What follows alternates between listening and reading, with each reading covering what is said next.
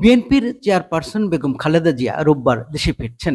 London থেকে নির্ভরযোগ্য একটি সূত্র বিষয়টি নিশ্চিত করেছে।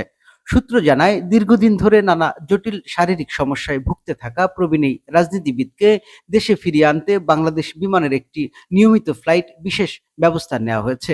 যদিও সম্পূর্ণ এয়ার অ্যাম্বুলেন্স পরিষেবা নিশ্চিত করা যায়নি, তবে তার চিকিৎসক দল ও সফরসঙ্গীরা সর্বোচ্চ সুবিধা নিশ্চিত করতে কাজ করে যাচ্ছেন। বিষয়টি তদারকি করছেন খালেদা জিয়ার বড় ছেলে ও বিএনপির ভারপ্রাপ্ত চেয়ারম্যান তারেক রহমান। তবে শেষ মুহূর্তে কেন এয়ার অ্যাম্বুলেন্সের ব্যবস্থা সম্ভব হয়নি সে বিষয়ে এখনো নিশ্চিত কোনো তথ্য পাওয়া যায়নি। এদিকে বৃহস্পতিবার সামাজিক মাধ্যমে খালেদা জিয়ার সফর সঙ্গীদের একটি তালিকা ছড়িয়ে পড়ে।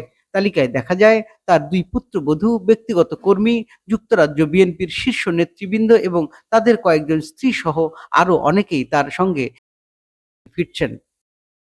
উল্লেখ্য, উন্নত চিকিৎসার জন্য খালেদা জিয়া গত ৮ জানুয়ারি লন্ডন যান। ১৭ দিন লন্ডন ক্লিনিকে চিকিৎসা গ্রহণের পর তিনি ২৫ জানুয়ারি থেকে তারেক রহমানের কিংস্টনের বাসায় অবস্থান করেছেন। দীর্ঘদিন ধরে লিভার সিরোসিস, কিডনি জটিলতা, হৃদরোগ, ডায়াবেটিস এবং আর্থ্রাইটিস সহ নানা শারীরিক সমস্যায় আক্রান্ত তিনি।